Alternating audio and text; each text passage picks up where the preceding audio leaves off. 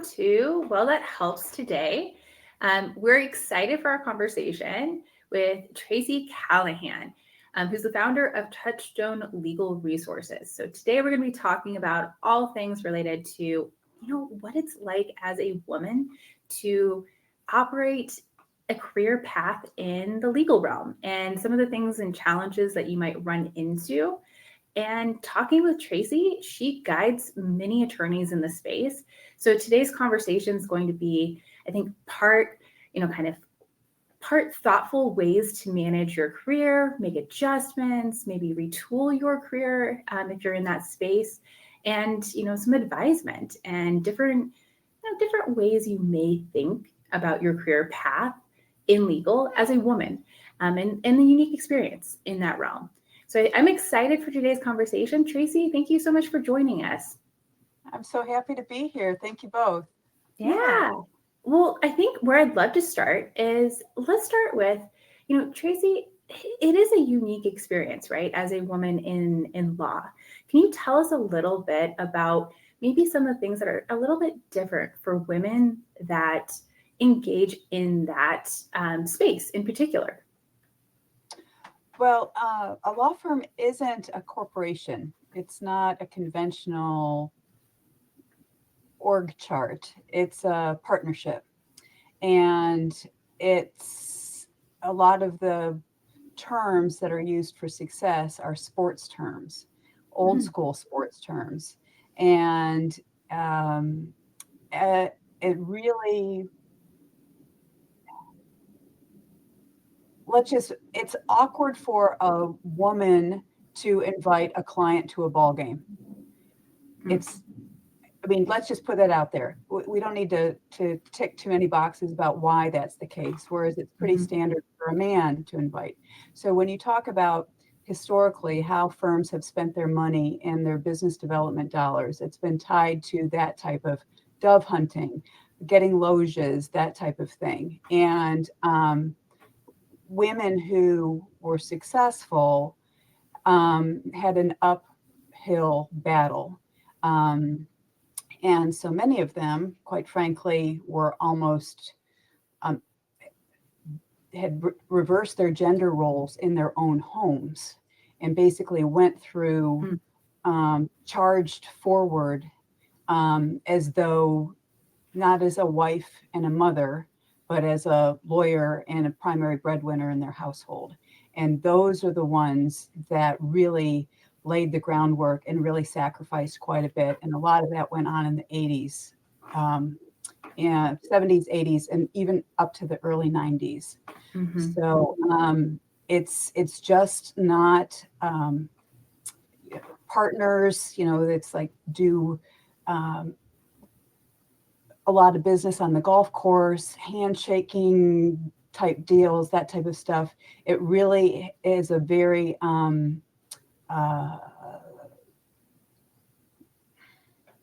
slap on the back type of atmosphere for many, many years that was encouraged and cultivated.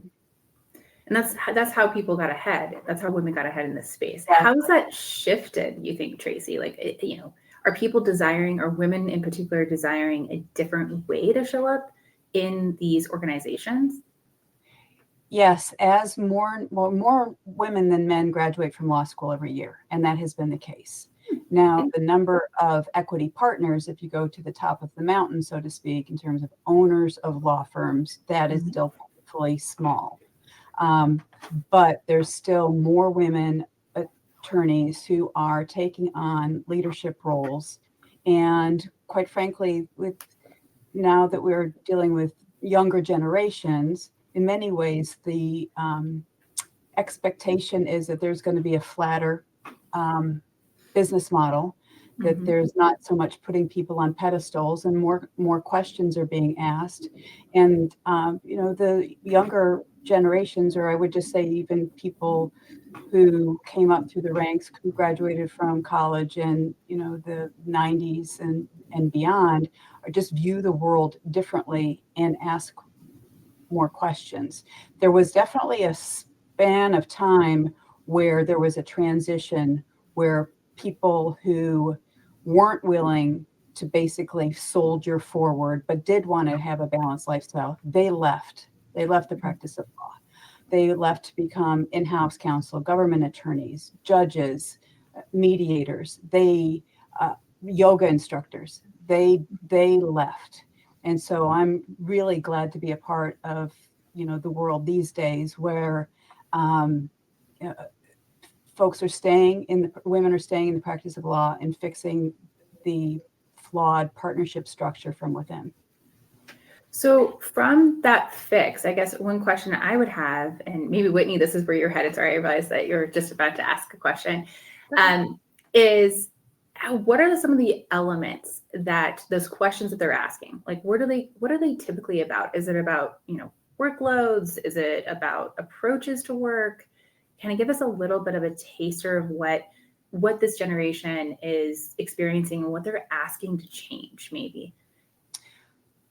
Well, I think what they're asking for is they're not assuming as many no's and are expecting that they're not going to be dismissed so much, or that the answer is going to be no. I think that there's much more methods of communication within a law firm. And I'm sure a lot of what we're talking about here today would apply to most of your clients, your viewers, that there's not just one path to the top. There's just not one channel of communication. And I think that there's more of a doggedness in saying, well, maybe I didn't ask the right person the right question at the right time, and to not take an immediate no or an assumed no as the end all be all. Yeah, I think that's interesting. Tracy, one of the questions I have is kind of where you see those questions happening in terms of like an overall career trajectory. So I'm in this demographic, for example, where, a lot of the gals that I went to school with who went to law school now are kind of hitting that like 7 to 10 years in practice mark. And they're asking a lot of questions that I think you probably help your clients with about like, hey, is this what I want to do, et cetera. I'm curious about what we've seen in kind of some of our coaching is like people are starting to have kind of those thought processes and job crafting type ideas and asking those questions like in college, where I think even in our generation, it's always been very assumed that there are really defined tracks. Is that something that you are noticing, with your clients, that effectively those conversations are happening sooner in the whole overall realm of careers? I think you're absolutely right, Whitney. I think what's happened, I think there was a big chunk there was a span of time where individual women worked very hard to get into law school, get through law school, pass the bar, and get the right job with the right firm. And then they just kind of took their hands off the wheel. They stopped managing their careers and popped their heads up 7-10 years later, and they realize they're a cog. And I think the younger generation is still keeping their hands on the helm, that they're managing their careers throughout, and they don't allow that dip. And I think that's another thing where law firms are learning and evolving, and the good ones want to keep good people. They want to know. Big reason I do what I do is because of the frustration of my clients over the years that have been law firm leaders, whether I was recruiting or marketing or doing a strategic planning session. It's like, why is there a problem? Why am I here today? And it's often because somebody out of the blue gave notice. And I said, help me understand how this rock star, help me understand. And then not only help me understand what happened, but help me understand what changes you and the organization are going to make so it doesn't happen again.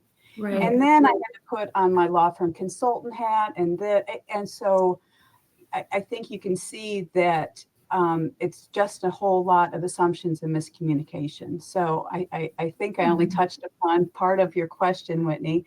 But let me stop there for now.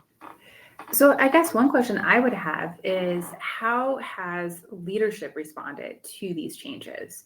So what are some of the things that you're seeing show up in law firms that do kind of help prevent the loss of like a rock star female, attorney that is burned out or needs to make a shift and is exiting? Well, I'd love to tell you that we're making inroads on a daily basis, that Oh yeah. we're doing the happy dance. I'd love to tell you that.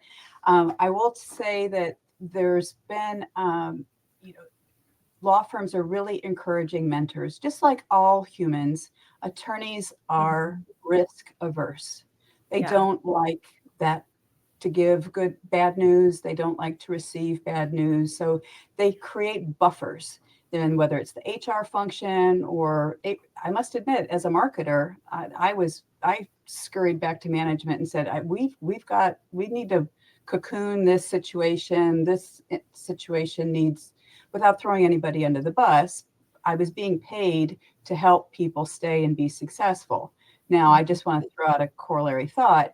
When I worked for law firms, I was not being paid to help that person as an individual thrive.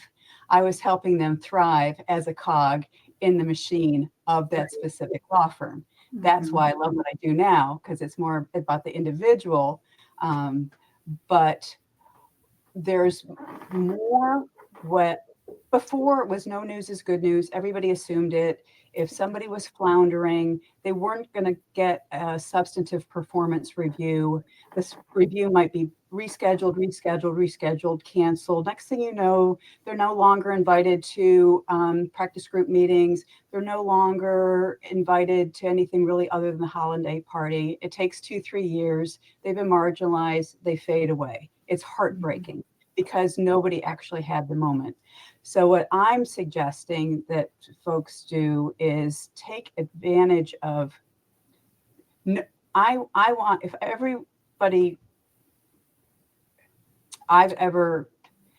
could help every 20, 30, 40, 50-year-old human in a law firm understand, they want to know. But the onus is really on you. If you are not happy, if you are not thriving, I suggest a 3-step process.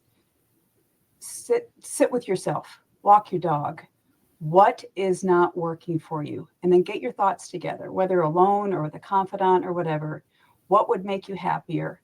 Then sit down at the kitchen table, talk with your immediate family, say, this is what I'm thinking. If I were to succeed in this, do you think I'd be happy? Would this make us happier? Would this make us better? And then talk with the employer. And, it was a wonderful, glorious day when you received that job offer. It was wonderful. They picked you, you picked them. It was wonderful. Life happens. Why not give them right of first refusal to help you be happier, short-term and long-term, by initiating that conversation? And what I try to do is let people know they want to hear, but the partnership world is wacky. You need to role play. You can't assume. You can't have one answer. There's got to be, but if you give them a chance to hear you, and then they say, yay, terrific, then you stay.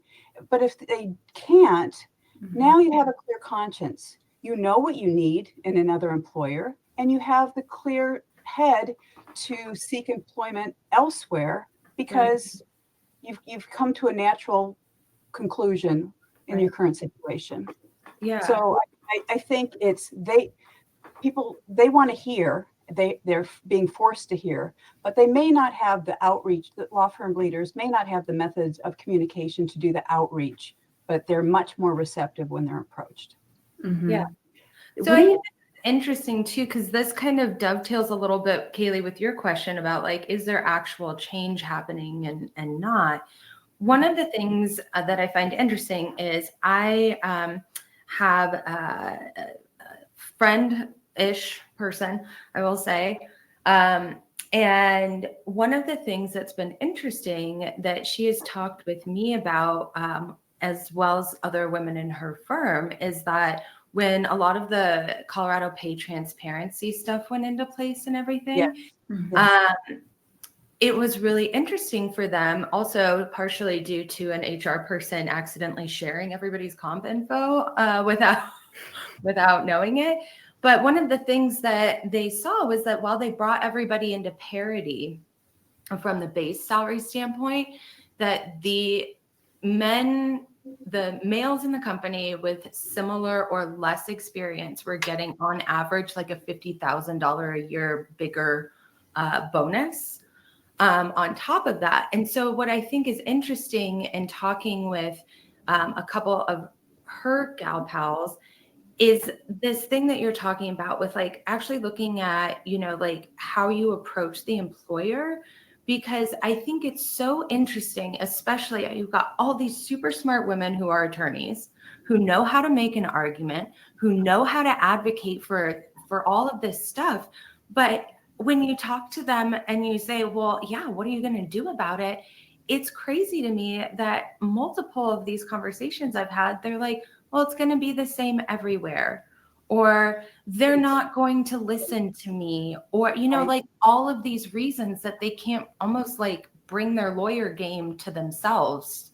Exactly. And I have to figure out what's going to stick with somebody. And what I found to be most helpful is like, pretend you are advocating for your young sister who cannot advocate for herself. Just pretend that's the situation. Now, I'm not saying go into it that way, but help me get your thoughts together. What would you want her to learn to get out of the discussion with the employer? Who would you suggest she talk to? And this is when I go into a question, because all these answers are within them. They just need a safe space and have somebody to pull it out of them, and then they have their eureka moment. I don't know their firm. I don't know whether it's their named partner, practice group chair, or the senior associate that they should be having the conversations with. But if they look at it from the perspective of, what is the path of least resistance for me to advocate for somebody near and dear to me, who I love, who I want to be successful, how would I coach them?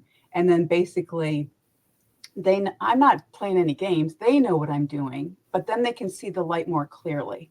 Whereas they wouldn't have done it, Whitney, as you said, for themselves naturally. Yeah, interesting. Well, so when I think about this, on some of the examples that you're bringing up, it almost is like there's a fear of failure, right? To have the conversation. So it's scary to have the discussion with your current employer. It feels risky, but isn't going to another firm and avoiding the conversation just as risky? Yeah, in some regard. Yeah, I would imagine so. I think one thing that I find curious is that it feels to me, from just my observations, that there's some sort of phenomena that happens with women in corporate generally, where we always kind of assume the worst, but particularly in the legal realm, that it's so much more heightened or amplified, because it's almost like they think that the employer has so many more tools in their tool belt in which to use against them rather than to help them. And so I don't know. It's just, I think that's Tracy, is that something you see where women tend to be a little bit more timid in general when it comes to the law realm in approaching employers about things that they want? Well, in all honesty, I just know the legal world inside and out. So I wouldn't feel comfortable extrapolating, but I will say that the network of law firms and like how business is done, and it's just like one managing partner from one firm will have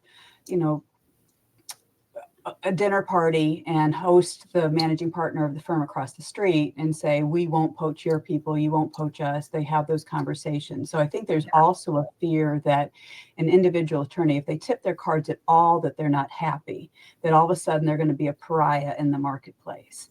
And I think that's another great reason for me to be able to not only pull the curtain and help them see a little bit behind the scenes on what leadership thinks about, what they talk about, what are going to be what is win-win phrasing you can use when advocating for yourself.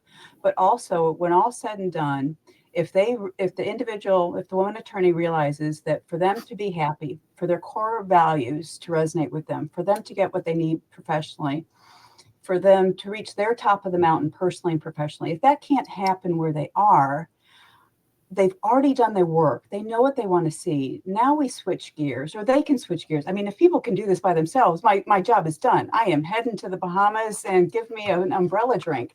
But until then, I'll be helping folks, individuals as groups. But then when you know exactly what you would need to see in another employer, Mm-hmm. you've already done the work. You're already self-advocating.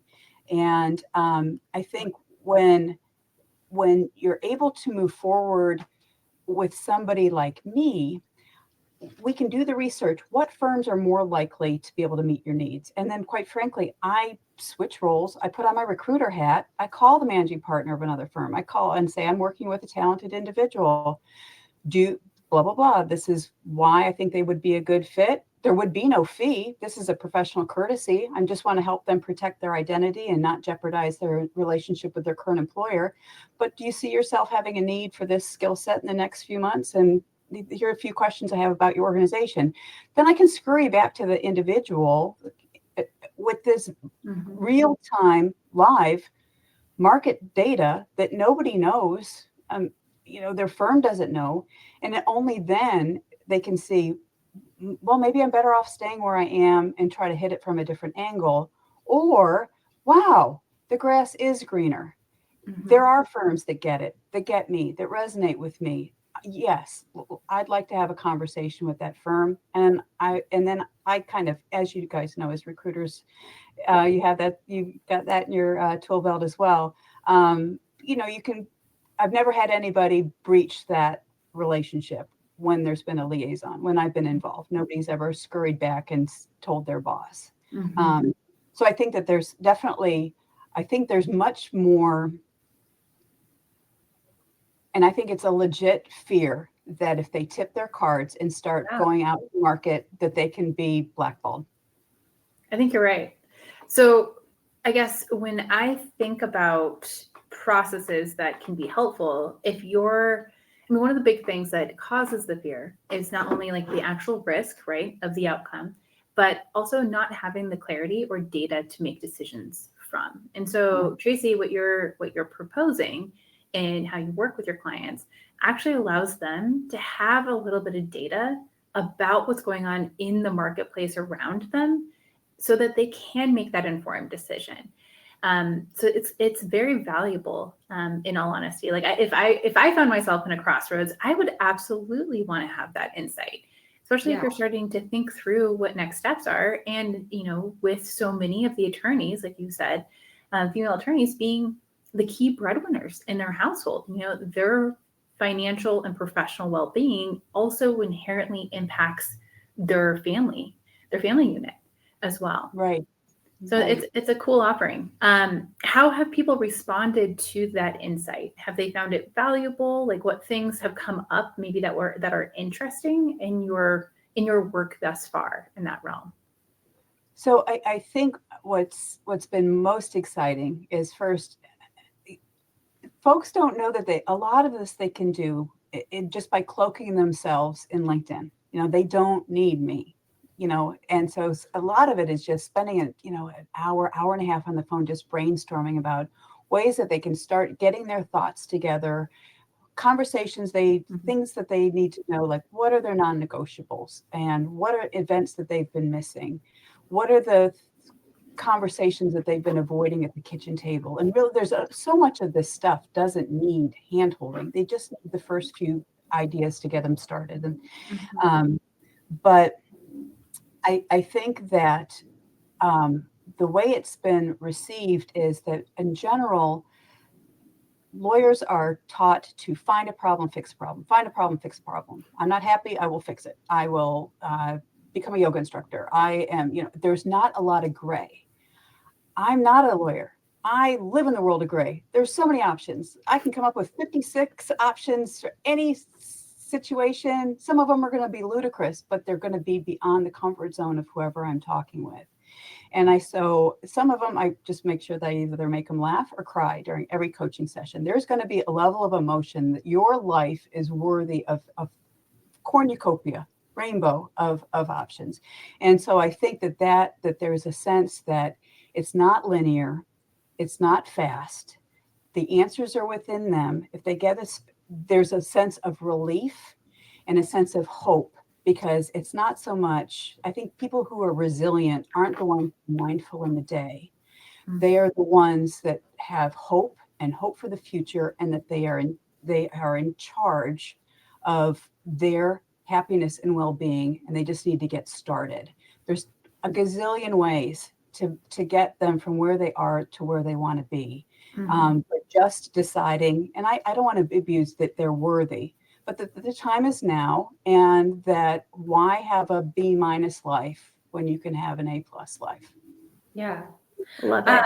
And I think I love that you, as it said, the well, I'll just become a yoga instructor thing, because that is so ingrained as like part, just a thing in society that we all talk about. But I think one of the things that's interesting is what are some of those other routes that you have seen be very effective for your clients in terms of, are there a lot of transferable skills in terms of people going and doing other types of roles beyond legal that you've seen? Kind of what are some of our other yoga instructor options that you see? Right. So I, in the past, I have helped folks. I've helped somebody become a judge right there in Denver District Court. I've helped somebody go into real estate and take her real estate expertise and now go into finance and investment. That involved just a whole bunch of conversations, and that was extremely interesting. What I have found to be, so there's the whole gamut. There's 2 attorneys at EchoStar and 2 at Verizon that I've worked with over the years, but not to name drop, and I know that they're still there. But I think what's more rewarding for me these days is a client that I'm working with. Well, we're not working together anymore. She has graduated from my program, and she's expecting her first baby at the end of this month. But she was a litigator at a full service firm on Long Island. She didn't want to be a litigator, and she was going to leave because she didn't want to be a litigator. Well, fast forward, she is now, instead of being a general litigator, she is a family and matrimonial law mediator in Manhattan. Interesting. So she is still doing what she wants to do, but she is not having to go to court. She's using all of her skills. She loves it, and it works well for her family. And it's not going to be her last stop, but where she is now, she's doing quite well. So that required a physical move. It required her to do an awful lot of self-teaching on her own time. And there were things that were mental speed bumps. Like, I don't know if the firm's going to pay for that CLE. Well, let's talk about who's going to benefit from you taking that CLE to turn you into a mediator. You have to, can you figure out a way to get the firm to see it, that it's in their best interest? Or would you prefer to do it on the down low and it's nobody's business? I can't answer that question, but I can ask you the question so you can feel comfortable with whatever you decide. So it's not a straight shot. It's not quick. It's usually, but I try to help people like kind of put in the bumpers for bowling. At least you're moving forward. You might bonk, and there's conversations you can have, and where you start is very rarely from where you end. But at least if you have a path and then kind of a tool, and with whether you can carve out an hour a week or 4 hours a month or whatever for the next 20 years, you are in control of your career. And I think a lot of it is just getting the mindset of, I am not a cog. I was successful in managing my career before. Let me stop, do a reset, whether it's alone or with a coach, or staying on track or moving to a different track, whatever it is, that, trust yourself and believe that you're braver than you know you can be, than you know you are, and that nobody's going to throw a rotten tomato at you. Just get started. Yeah. Definitely the case. Well, so I guess other question that I have for you, Tracy, is when someone can they use the insight in the toolkit that you work with your clients on through graduation? This individual that you graduated here, in all likelihood, like you said, like this might not be her permanent stop. She's probably going to need to re-up or re-engage in this kind of thinking and skill set multiple times in her career path moving forward. Is that the reason why you kind of designed the program in a way that you work with the individual for a set period of time with the idea that they are going to graduate, but then they can always re-knock on that door again in the future when things shift or change for them? Yeah, well, they can, yes, without a doubt, and usually they do. But oftentimes it's good news, like, call me, text me, I'm pregnant with my second kid. It's really more like it worked. But we practice the self-talk, we role play, and a lot of times we keep in touch because we have a connection. I got so deep in their lives for a short period of time. But that they really have the skills and the tools already. They've already practiced it. Now, if they do get fundamentally stuck, I will never turn them away. But really, it just takes 10 minutes, 15 minutes of them to get back in that headspace and be like, I got it. I'm good. Right. And so the whole idea is I don't want to have to handhold somebody or drag somebody through life, as I did in past relationships, if you know what I mean. No, just joking. But the whole idea is to build and have folks move forward with confidence, with greater confidence, and keep up their own momentum. Because it's, just like anything, priming the pump, it's hard.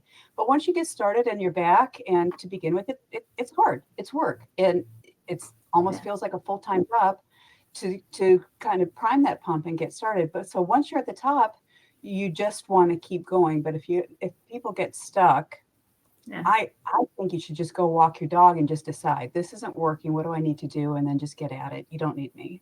Yeah. Well, one thing I think that is interesting is the role play, the power of role playing. Tracy, you've mentioned this a couple times in today's conversation. Is that one of the big things that is just so beneficial about having a partner in crime to have these conversations with, whether that be you, be another coach, be your partner in life? Talk to me a little bit about role playing. I think that first, if you're going to say something difficult for the first time when it matters, it's hard. I suggest, say it in the bathroom. You need to hear yourself say something uncomfortable in a situation where it's not do or die. Mm-hmm. But also, I think it's helpful, while it's great to talk with a family member, something like that, I think somebody needs, if you can trust your mentor, that's somebody. I think somebody needs to really understand the mindset and the problems and what's top of mind of the person you're talking to, what you're wanting to initiate a discussion with. I don't think any of this can happen in a vacuum. And so, yes, I think role playing is important because not only does it force the person to articulate their request and get immediate feedback, but it also prompts them to kind of get their thoughts together and they're not going to wing it. And when I talk about role playing, I say, are you a morning person or an afternoon person? Well, then if you're a morning person, then don't do it in the afternoon. Should you have this conversation? Who's the person? Should you have it on site? If you're going into their office, should you just stand behind their guest chair and have a quick, or should you schedule something? What should you be wearing? I mean, it's so 3D in their mind that by the time the role playing is done, it's almost a formality for them to initiate it. Mm-hmm. They also know how they're going to follow up. What do they actually want out of it? What are 2 or 3 options that would work well? We talk about the fact that don't editorialize. You're in information gathering mode. Get the information you need out of the conversation, then decide what that means to you. So I think that whether it's proposing to someone or whatever, I think that there's something to be said for pausing, getting your thoughts together, and actually articulating it so that there's not a clenched aspect to the act of doing it. You can be really more engaged in the process and really become an active listener once you get that first sentence out. Yeah. And I imagine one of the more difficult things that your clients come across and have to practice to start working with you is saying aloud, I need help, or I can't do this on my own. It's fascinating, at least with what we see quite often. It's amazing how easy it is for a lot of, myself included. It's so much easier for me to be like, fuck it, I'm going to change. Oops, sorry. I'll edit that. But like, screw it. We're going to change everything. And it's like, it's so much easier for folks sometimes to think about how they can pick up a million pieces after blowing up one decision than it is to think about, whoa, pause. Do I need to blow up this thing or quit my job or, do the drastic thing and the incremental steps to not have to do that? It just, for some reason, it almost feels like sometimes the small steps are the hardest. Yes. And what I see a lot is their sense is I should be able to figure this out. I'm smart. I know the players. I should be able to, but today's not the day. Tomorrow, oh, he's on vacation. He's in trial. You come up with every excuse. And next thing you know, 2-3 years have passed. And back to your point earlier about how can you possibly know you're going to get what you need in your next firm or your next employer if you haven't confidently negotiated for yourself with a place that where the players, know how it works. Yes, you're going to be the new shiny, sparkly employee at the next place. But did you really do a good job of vetting that place and making sure that what you need is going to be available to you, not forever, but for enough of a duration that it's worth the effort to make a change? Right. And so it's almost like, well, just practice. This is like a small sandbox opportunity for you to just practice because the stakes aren't that big. Right. And don't wait for your annual review. Just pick a small topic just to practice. Thank you. I think we always wait for like the big, review conversation and we're going to do everything then. Yeah. But we miss out all of the like small little practice. Like you could be moving the needle a little bit at a time for an entire year. And then by the time you hit that, the best way to do it is like, if you can incrementally make improvements throughout the year, by the time you get to the annual review, it should be like, wow, this is actually working. Like we have made our point. And then you're not in the vacuum with everybody else that is asking for all of those things at the same time. So like, I love that. I love the idea of not waiting till the annual review. Also, don't get me started on annual reviews. Like, right. Whole nother conversation. Yes, exactly. Totally different. It's interesting. I think one of the things that's nice about having somebody to work with in these conversations, yes, you may be like super, super good, like super competent on a lot of things. And you're definitely the expert on law and what you do from a professional standpoint.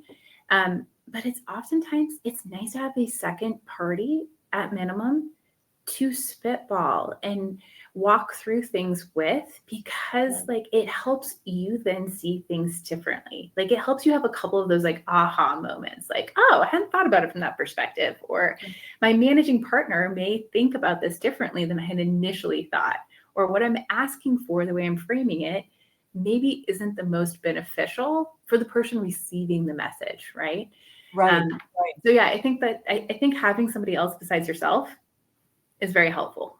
Yes, and particularly, and I have supported men over the years. Just please know, I'm not anti-male at all. I just feel like there's a little less friction when it comes to men succeeding in law firms. And my big thing is, if somebody said, tell me how you're going to get started, tell me how it's going to benefit the firm, and why you're today's the day that you're initiating this conversation. And then more often than not, my reaction to whatever they say is going to be like, this is not a time to be humble. You need to be able to articulate your contribution. You need to be able to articulate why nothing is going to fall through the cracks. Mm-hmm. This is a deliberate, forward-looking, win-win request. And you better know your numbers. You better be able to, not a puffed chest, but be able to stand your ground about how you're already contributing and why what you're asking for is backed up by a success history. Mm-hmm. And I think that's the other thing where all of a sudden there's a lack of embracing their own numbers and their own contribution as they go into it. And I think that's where the on the spot, where like, what's in it for me? Now it's not a time to be humble. Help me understand, this, you are not a paralegal. You are a billing contributor at the highest level, and I don't want to take anything away from paralegals, but the roles are different. And the way a paralegal would be expected to advocate for themselves or anybody else in behind the scenes is very different from how a future leader is expected to advocate for themselves. And I think that's part of why role playing with just your aunt or your best friend isn't always effective or isn't usually effective in the legal realm. Yeah. Right. Well, talking a little bit about the future leadership, right?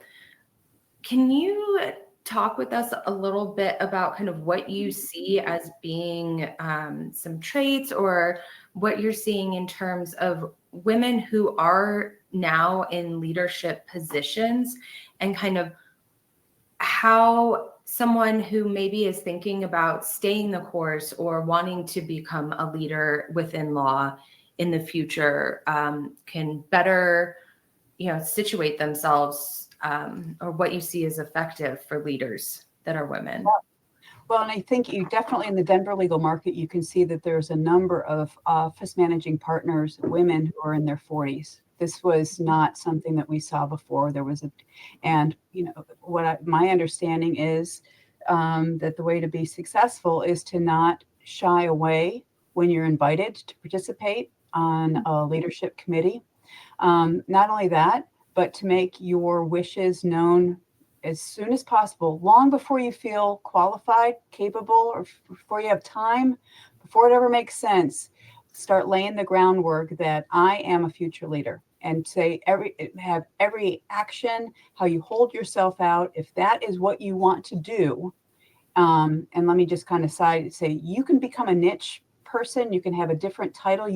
Success does not mean being on the executive committee, managing an office. You don't have to. But but be really good at one thing and be the go-to person and really love it and get the word out and bring in your own clients. That's another path that it's often super successful.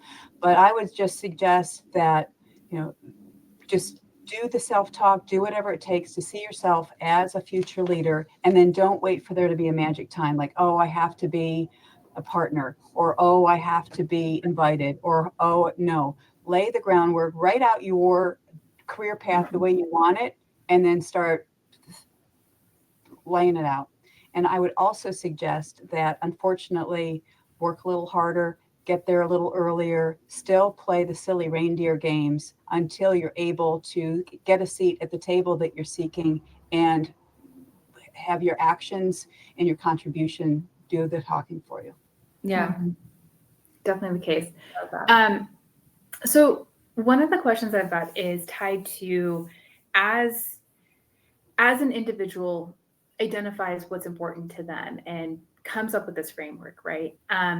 Are there certain check-in points that they should have? Like, are there check-in points, and maybe it's timeline wise, maybe it's, certain elements, like how do they stay in tune so they don't take their hands off the wheel, right? Because I think it's easy to take your hands off the wheel, right? It's comfortable. We're humans, right? We like things to be safe. We like things to be consistent and easy.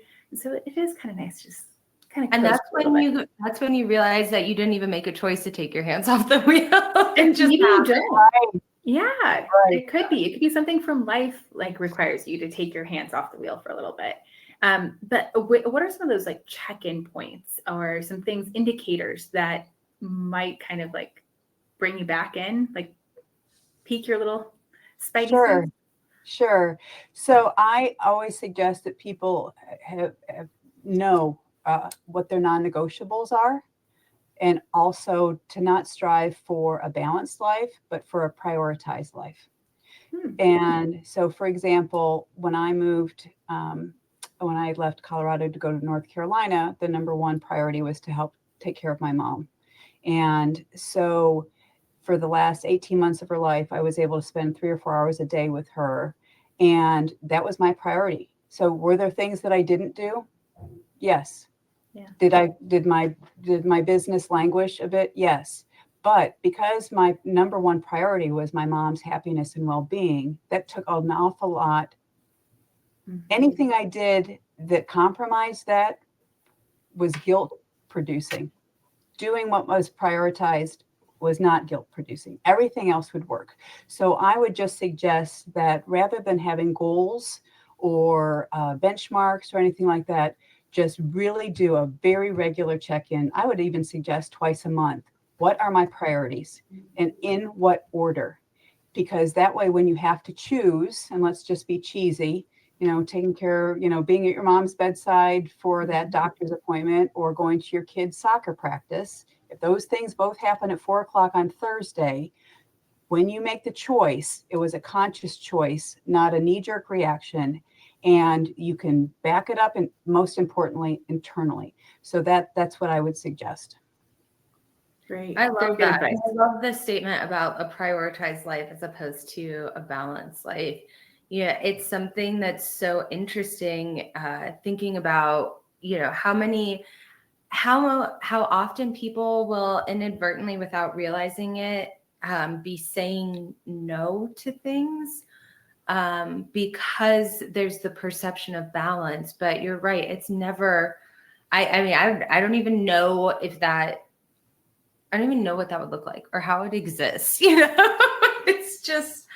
It's such a weird thing that somehow we've all come to this work-life balance thing. And it's really more like what's working and how we can prioritize. So I love that. I'll probably use that a bit as well. Oh, go for it. I didn't make that up. It's good stuff. Yeah. It's really great stuff.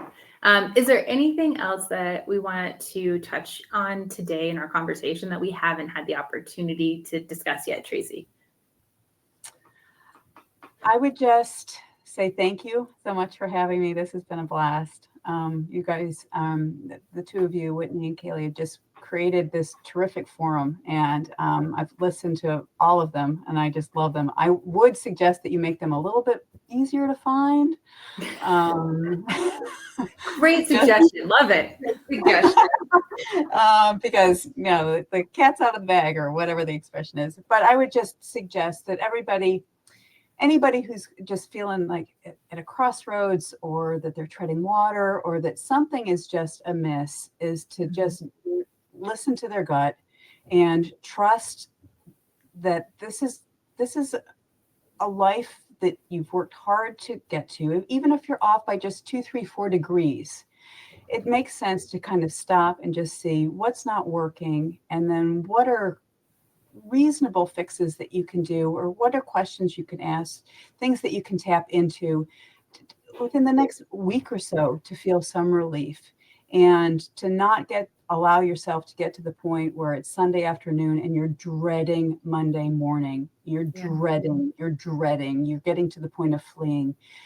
Like anything else, nip stuff in the bud. Mm-hmm.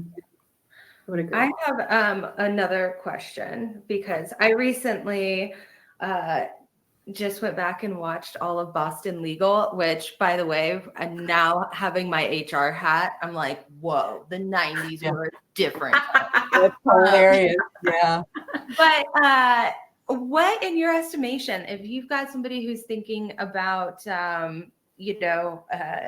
going into law, for example, or switching, like what shows get it right a little bit? What shows get it right? Or Wow. what shows we used Suits. to have pieces that are right? Mainly I'm looking for what shows I should watch next. Let's be real. Yeah, I would definitely start with Suits. What is that one from This the is good. Suits is sexy. It's delusional. I love It's funny. It's so Oh, funny. Great. Yes. I will start there. Yeah, Suits at the very beginning. And you're going to probably have to watch like the first season. You're probably going to have to watch by the time you get to the first season, you're probably going to watch the first 2 episodes again to see how Harvey really is. And it's right there from the beginning. Yeah. Interesting. Harvey's great. He's a great character. Like they did Yes. an excellent job with Harvey. What's the other one with the lady that was in Chicago, the Chicago-based one? She was like married to a politician. Yeah. Shoot. The Good Wife. The Good Wife. Yeah. Oh, I never saw that one. Oh, I that's didn't Okay, see so that. this one would be a good one, Tracy. You might actually really enjoy The Good Wife. It's very quality done. It's awesome. Like I would put that on your hit list if you need Yeah, you I'm need writing it something down. on the hit list. So yes. Well, there's some terrible ones from like the 90s where like they'd go to lunch and drink wine and then get a DUI on the way back, and like HR was never involved. There was no repercussions. There was just a little bit of like embarrassment. Yeah. There's some of them where you're just like, oh. Yeah, that's what I was doing with Boston Legal. I was like, thank God I wasn't trying to be in law in the 90s. Like, if it was really like this, like, love me some William Shatner, but there's a lot of like just you couldn't pay me to go through that shit kind of stuff. No. And the shoulder pads. Don't forget the big shoulder pad. True. Well, Well, thank think you they're coming so back. much for sitting down and chatting with us. I think it's been very illuminating and very helpful. So I'm excited. Wonderful. I really enjoyed it. Yeah, Thank you get it both. out there for folks. Perfect. Well, thank you so much, Tracy. And what do we just hit the end button? Yeah, I'm gonna click the button that says end, and then Love it'll it. be done. And I'll be gone. I'll be Then gone. we'll all be Say gone. goodbye.